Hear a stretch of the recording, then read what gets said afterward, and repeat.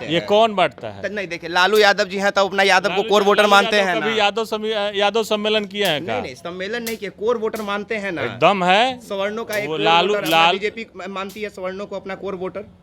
इस बात से एग्री करते हैं? हाँ करते हैं तो सब लोग अपना अपना कोर वोटर है। तो मेरा कहने का मतलब है तो जाति को बदनाम काहे करते हैं कि ये जितने बीजेपी के यादव नेता हैं सब यादवों के कुलद्रोही हैं। जब आपको वोट चाहिए तब आप MY समीकरण की बात करेंगे, लेकिन उसी स्टेज से, उसी मंच से उतना ही अपमान तो मुसलमानों का भी हुआ। उसे क्यों नहीं जोड़ रहे हैं आप लोग? और उसे कब जोड़ेंगे? कि भूमियार लोगों ने अपना एकता मंच सजाया, बुलाया गया वहाँ पे राजपूतों को, ब्राह्मणों को।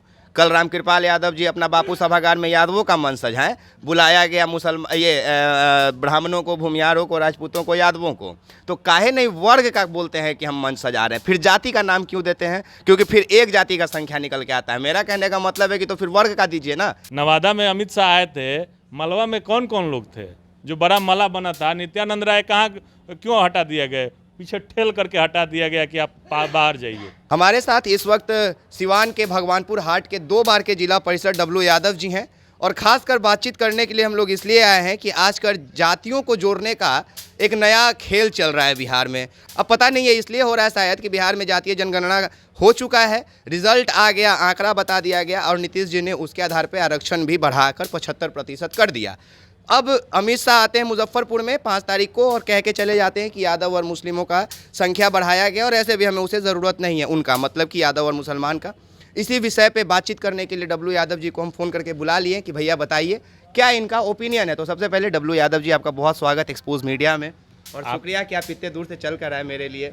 आपको भी और आपके चैनल के माध्यम से जितने व्यूवर देखने वाले हैं सबको छठ का शुभकामना, और आपके चैनल को बहुत बहुत बधाई कि आपने हमको याद किया और हम आए हैं इस विषय पे बोलने के लिए जो असफल है, एकदम असफल है।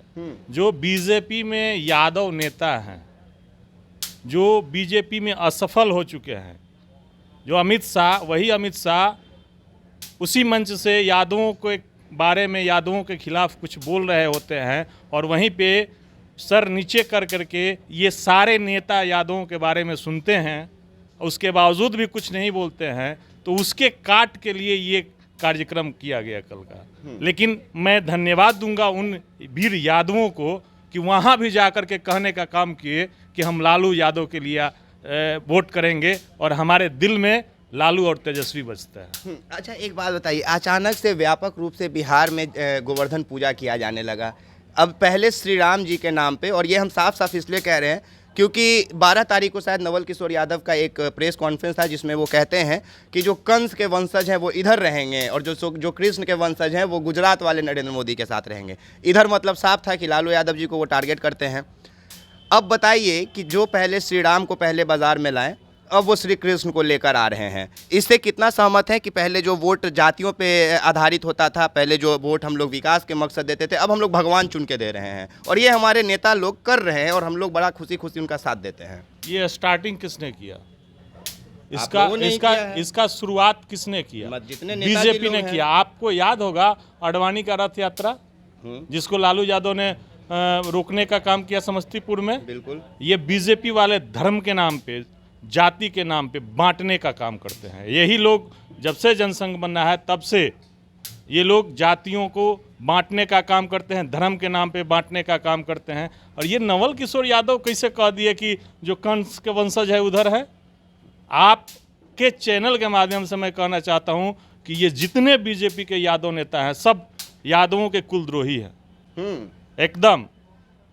जिस चट्टानी एकता को पूरे विश्व में जाना जाता था कि ये यादव जहां रहेंगे एक रहेंगे, उसमें फूट डालने का ये असफल प्रयास है इन लोगों का। अच्छा एक बात नहीं समझ में आता है W यादव जी कि जब यादव की बात कर लिया जाए या किसी जाति विशेष की बात कर ली जाए, जब इनके ऊपर कोई विपदा आती है तब ये जातीय नेता लोग कहीं नज़र नहीं आते हैं।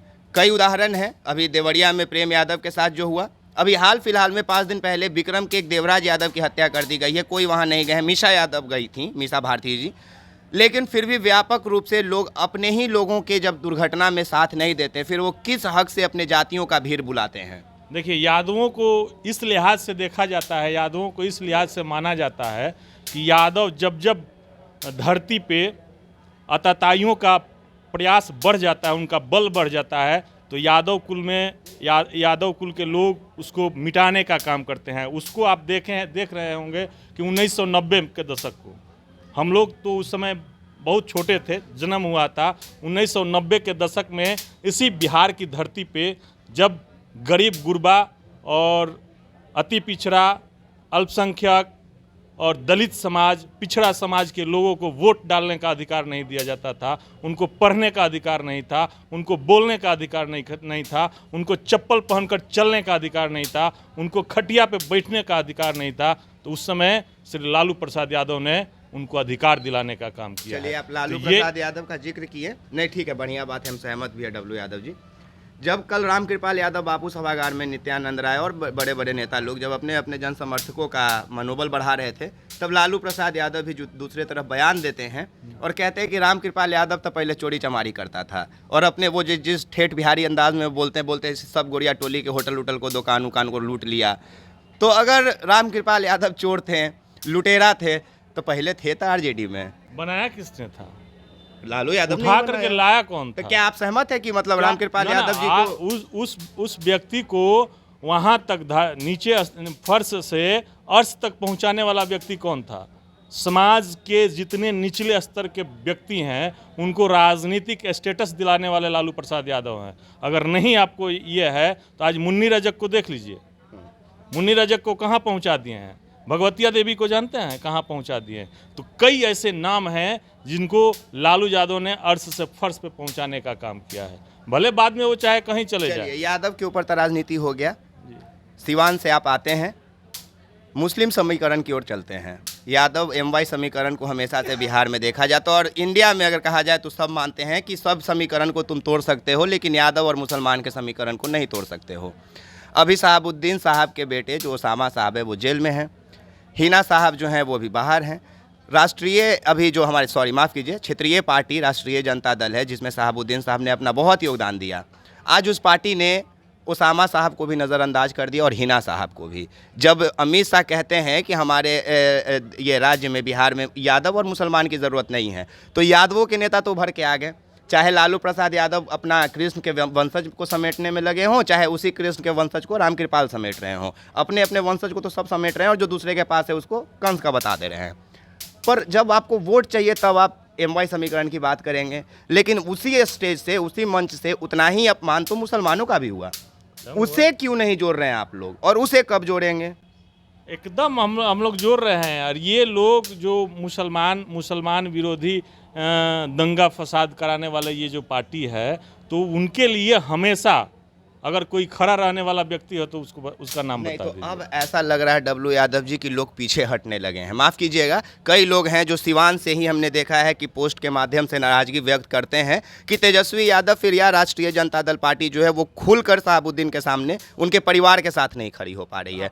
और अभी भी मंच से तो अपमान दोनों का हुआ। तो क्या अगर कोई मुसलमानों का एक नेता निकलता है और वो सिर्फ अपने मुसलमान के लिए मंच सजा दे, तो इसमें ना किसी हिंदू को तकलीफ होना चाहिए या ना कोई जाति विशेष का, क्योंकि आप लोगों ने ना उसे मुसलमानों की संख्या में रखा और ना एक जाति के में बांधे और ना धर्म में, क्योंकि दोनों ही ने उन्हें अलग कर दिया।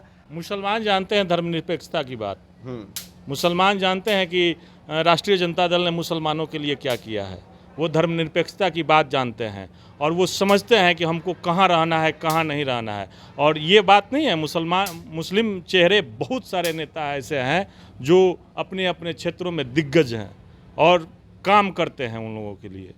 तो एमवाई समीकरण जो है, अभी तो हमारा पार्टी आरजेडी है जो A to Z की बात करती है, और A to Z की बात हम लोग करते हैं, सामाजिक आर्थिक न्याय की बात करते हैं, सबको मिलाकर चलने वाला काम करते हैं हम लोग।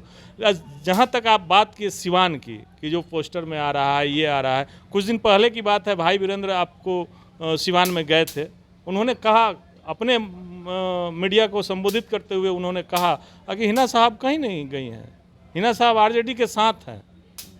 अब बीच में क्या बात है क्या नहीं है, हम भी अपने स्तर से चाहते हैं कि वो सब सुलझ जाना चाहिए और एक फिर से उसी स्थिति में हम लोग आए जिस स्थिति को हम लोग मानते हैं, जानते हैं, और जिस रुतबा के साथ हम लोग सिवान में राजनीति करते थे उसके साथ हम लोग चलिए, अगर मान लीजिए कि जातीय जनगणना हुआ था, रिपोर्ट आया था, नीतीश जी अगर आरक्षण नहीं बढ़ाते, 75% नहीं कर देते 50 से बढ़ा के, तो शायद हम लोग सवाल करते कि सिर्फ और सिर्फ राजनीति के लिए जातीय जनगणना किया गया है। पर अब तो अधिकार भी मिल गया, तो क्या अब मान लिया जाए कि जब लोगों को उनका अधिकार दे दिया गया, मतलब सवाल ना करे जनता, इसके लिए मुंह बंद कर दिया गया नीतीश कुमार के द्वारा, तो 1,22,000 को गांधी मैदान में नियुक्ति पत्र भी दे दिया गया, और अब कोई जाएगा तो बोल दिया जाएगा कि नवंबर में तो फिर बहाली निकला हुआ है शिक्षक का। तो क्या अब इस जातीय जनगणना का सरकार पूर्ण उपयोग राजनीति में करने जा रही है? जातीय जनगणना का उपयोग बहुत पहले से किया जाना चाहिए था। जो हमारे पूर्वज सपना देखते थे, लोहिया जी, कर्पूरी जी, मधुलिमय जी, ये सारे जो समाजवादी नेता थे, जो हमेशा हिस्सेदारी की मांग करते थे, भारत सरकार हो या फिर राज्य सरकार हो, सबों में हिस्सेदारी की मांग करते थे जातीय आधार पर कि जिसकी जितनी संख्या भारी उतनी उसकी हिस्सेदारी, उसको साकार करने का काम आदरणीय श्री लालू प्रसाद यादव, तेजस्वी यादव और नीतीश कुमार ने करने का काम किया है। और आपको मैं बता दूं, बड़ी गर्व के साथ मैं कह सकता हूं कि जो वादा इसके पहले वाले 2020 के चुनाव में जो हुआ था, उसको पूरा करने का काम अब शुरू हो गया है। तो पहले सामाजिक न्याय की बात हो रही थी, अब आर्थिक न्याय भी जुट गया है। और कई ऐसे मौके हैं। आप तो कह रहे हैं कि नवंबर में फिर आ जाएगा, आप छोड़ दिए सिपाही भर्ती का। नहीं, सब याद है। सिपाही भर्ती का छोड़ दिए, सचिवालय में आया हुआ। अगर बता दीजिए कि पूरे देश में कौन सा ऐसा राज्य है जो एक साथ 1,20,000, उसमें भी बिहार भी तो एक ऐसा राज्य बन गया कि कुछ दिन पहले बेगूसराय में भूमिहार लोगों के, मैं जाति का नाम खुल के ले रहा हूँ, कि भूमिहार लोगों ने अपना एकता मंच सजाया, बुलाया गया वहाँ पे राजपूतों को, ब्राह्मणों को। कल रामकृपाल यादव जी अपना बापू सभागार में यादवों का मंच सजाएं, बुलाया गया ब्राह्मणों को, भूमिहारों को, राजपूतों को, यादवों को। तो काहे नहीं वर्ग का बोलते हैं कि हम मंच सजा रहे हैं, फिर जाति का नाम क्यों देते हैं? क्योंकि फिर एक जाति का संख्या निकल के आता है। मेरा कहने का मतलब है कि तो फिर वर्ग का दीजिए ना, कि सवर्ण का सम्मेलन हो रहा है, दलित का हो रहा है, पिछड़ा का हो रहा है, अति पिछड़ा का हो रहा है। फिर जातियों में आप ही जाति में बांटते हैं नेता लोग ही, और फिर हम लोग बोलेंगे तब बोलेगा पत्रकार जो है ये जातिवाद करता है। ये कौन बांटता है? सब लोग बांटते हैं। ये कौन बांटता है? नहीं, देखिए, लालू यादव जी हैं तो अपना यादव को कोर वोटर मानते हैं ना। कभी यादव सम्मेलन किए हैं क्या? नहीं, सम्मेलन नहीं किए, कोर वोटर मानते हैं ना। एकदम है। सवर्णों का एक लालू बीजेपी मानती है सवर्णों को अपना कोर वोटर। इस बात से एग्री करते हैं? हाँ, करते हैं। तो सब लोग अपना अपना कोर वोटर है। तो मेरा कहने का मतलब है, तो जाति को बदनाम काहे करते हैं? वर्ग को लेके चला जाए ना। जाति इस देश में है, और जाति जब तक ठप्पा लगा करके दिया जाएगा अंचलों में कि मैं अहिर जाति से आता हूं, तब तक जातिवाद की बात होगी।